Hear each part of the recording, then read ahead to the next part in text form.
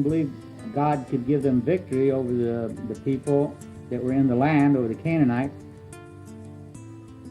so they wouldn't go in. And so God says, surely all the men who have seen my glory and my signs, that is, all the plagues that he brought upon Egypt and all the miracles that he had done for them, the water out of the rock and the manna and everything else, they have seen my glory and my signs, which I performed in Egypt and in the wilderness, yet have put me to the test these 10 times and have not listened to my voice, shall by no means see the land which I swore to their fathers, nor shall any of those who spurned me see it. But my servant Caleb, because he had a different spirit and had followed me fully, I will bring him into the land which he entered, and his descendants shall take possession of it.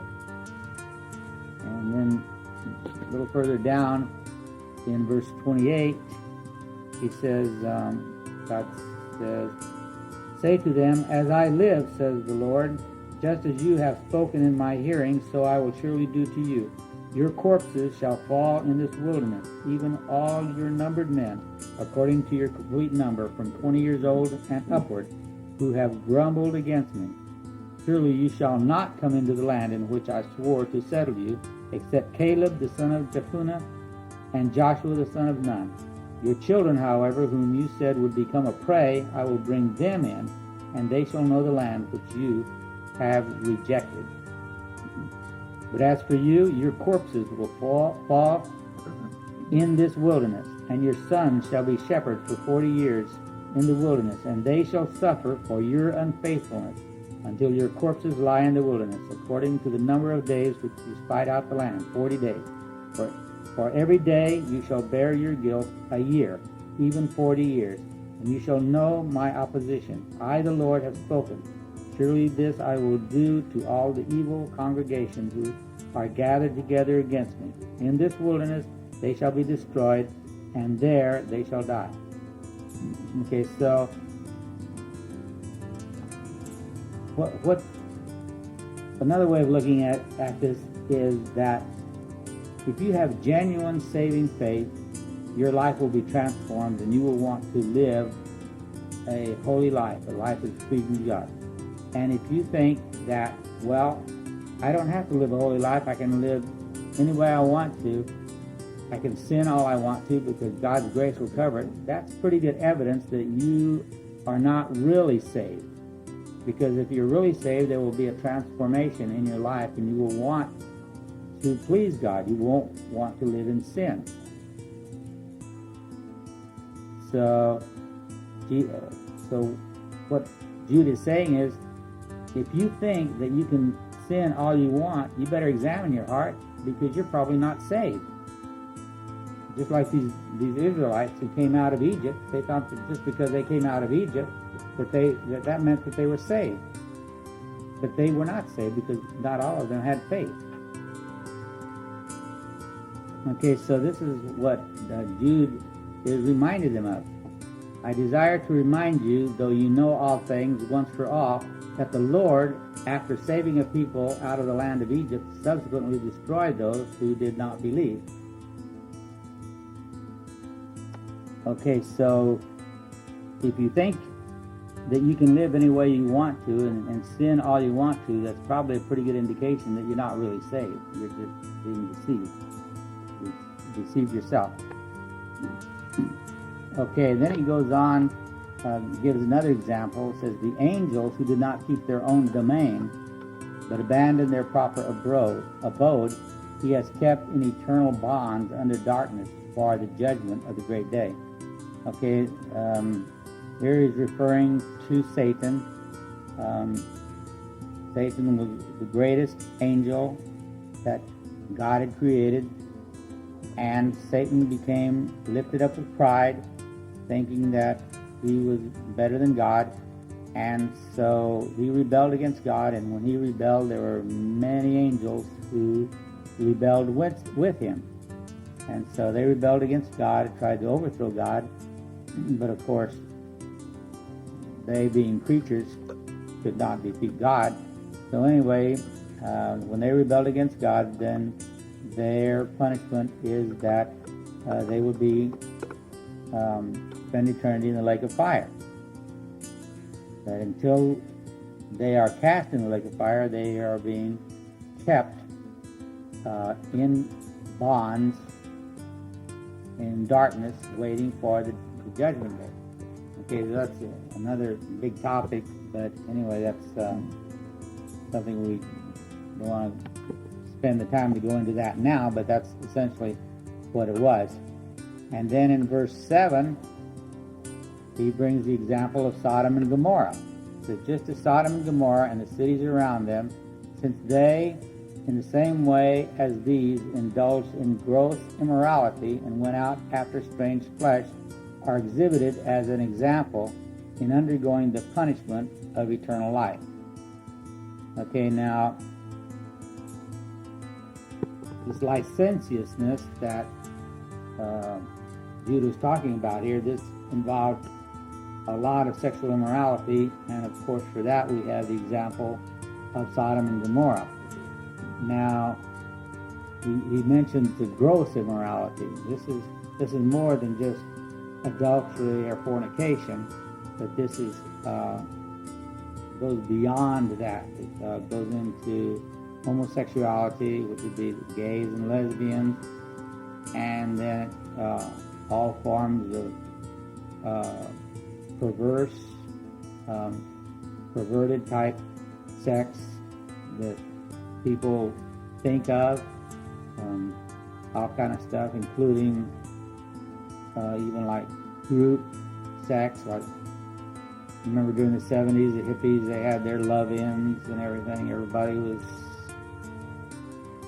having sex with everybody else, and this strange flesh that a lot of people like to have just one-night stands with strangers. You know, they'll go and they'll meet somebody in a bar or something like that, and then they'll go and spend the night with them, and then in the morning they split, and they never even care to see that person again. They just for this one-night stand is all they care about.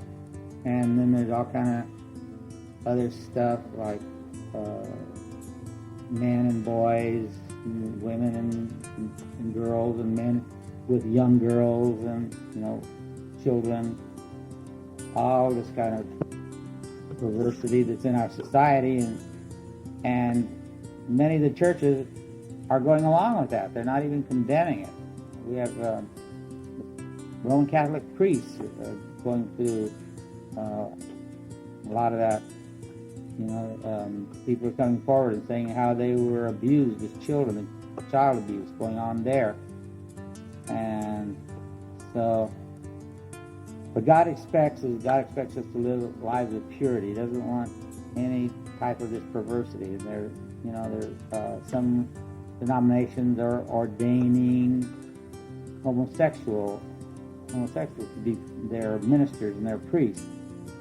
Okay, all this thing is against the will of God. But these churches that are doing it, they were saying, well, that's what licentiousness is. They're just allowing it in the name of kind of like tolerance. That's the big word you hear nowadays. We all got to tolerate everybody else's ideas, and you don't want to be intolerant. The thing now, homosexuals are trying to put through a law that will say even if you speak against homosexuality, that will be considered as a hate crime. You can be fined or imprisoned and so forth. So great part of the blame is because the churches have just been tolerating that. They've just been allowing it. They haven't stood up and defended the faith. And especially we haven't preached it among our own people. I'm not so sure that it's going to do any good for us to try and get the legislatures to veto it. What we really need to do is get to the grassroots Christians, so that the Christians themselves and the majority of the people will be opposed to it. Then they couldn't get the laws through, because if the majority of the people would vote against it, then we couldn't get the laws through. But if the majority of the people are supporting it, it's not going to do us any good to sending all kind of petitions against it. We've got to get the Christians themselves to know that these kind of practices are condemned by God. And that's why God destroyed Sodom and Gomorrah, because of these kind of things. So yeah, I'll sign petitions and things like that to oppose it, but that's not the answer.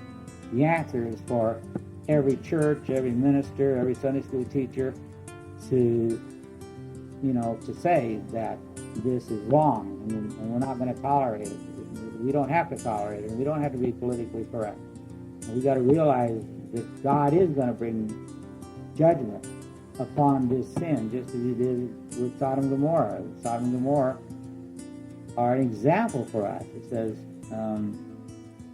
just as Sodom and Gomorrah and the cities around them, since they, in the same way as these, indulge in gross immorality and went after strange flesh, Sodom and Gomorrah are exhibited as an example in undergoing the punishment of eternal fire. So just as God rained fire down upon the cities of Sodom and Gomorrah and reduced them to ashes and killed everybody that was in it, so all those who practice these things will suffer eternal punishment, eternal fire. So, we've got to get this message across to the individual and to say what sin is and that they need to be saved. Okay, so that's where our actions need to be. We've got to condemn sin on every level. Okay, yet in the same manner, these men also, by dreaming, defile the flesh and reject authority and revile angelic majesty. Okay, these men, in the same manner, these men also by dreaming. Okay, this is one of the ways in which the false prophets, these false teachers, they say, I had a dream, and this dream, God told me this. See, God revealed this to me. Well, that's a mark of a false prophet. They're all like Joseph Smith saw all this stuff in visions and in dreams and so forth. We got all his revelations this way. Okay, so we got all the truth is right here. And if anybody claims that he has a dream or a vision of additional revelation, then we know that he's a false prophet. It could be fantasies or visions or anything else. Excuse me. So they defile the flesh. So in other words, they advocate these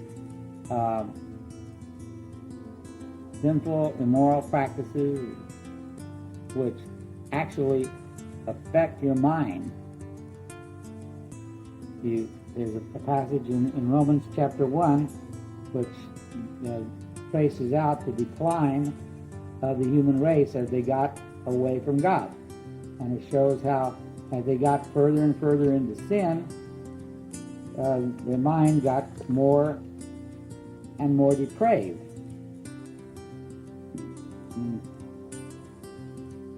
It says in Romans 1:18, says, for the wrath of God is revealed from heaven against all ungodliness and unrighteousness of men, who suppress the truth in unrighteousness. Okay, so this is exactly what these false teachers are doing. They're suppressing the truth, are modifying the truth, and they're doing it in unrighteousness.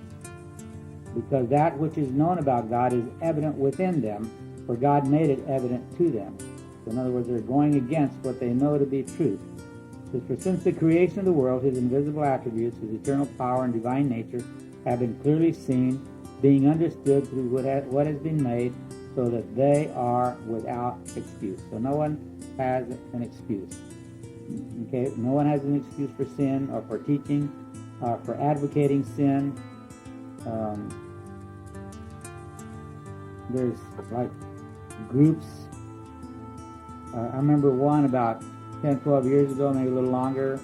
It was a New Age group, which means that it had kind of like Eastern philosophy, like Hindu philosophy. But anyway, their main focus was just everybody in the group has sex with everybody else. And the guy by the name of Rajneesh, don't know if you remember him. He started took over a little town up in Oregon, and I think there were about 800 of them, and that was their main focus. Just everybody have sex with everybody else. Well, pretty soon they all got AIDS. So it brought it to an end. But this is the type of thing that this here is going to describe. For verse 21, it says, "For even though they knew God, they did not honor him as God or give thanks, but they became futile in their speculations, and their foolish hearts were darkened." Okay, so when you get involved in all this immorality, sexual immorality, your thinking is affected. Your conscience is no longer effective. Your conscience becomes dull. And it says, professing to be wise, they became fools. So their logic goes out the window. They can't figure out what to do.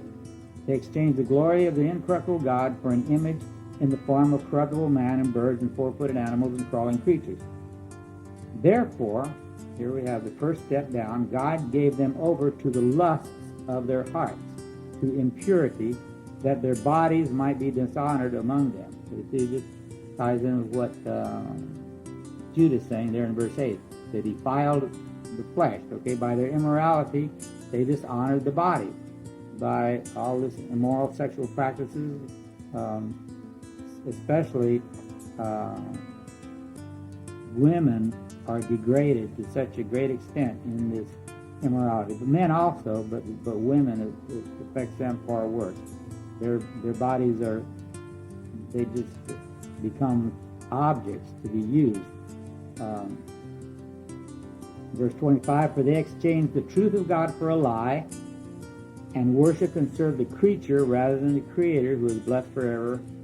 Amen." Okay, so they got away from God. They started worshiping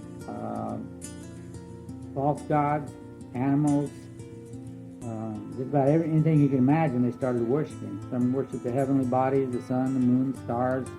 Some people worship objects like mountains and trees and rivers. Some people worship insects and so forth. Just about anything you can imagine, they worship. That just shows how their minds were affected.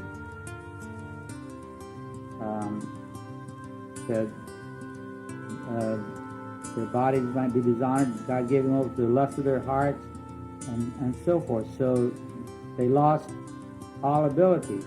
Professing to be wise, they became fools. How could anybody in their right mind worship, animals, worship insects, worship the sun or the moon, So their minds were, their mentality was taken away through this sexual immorality.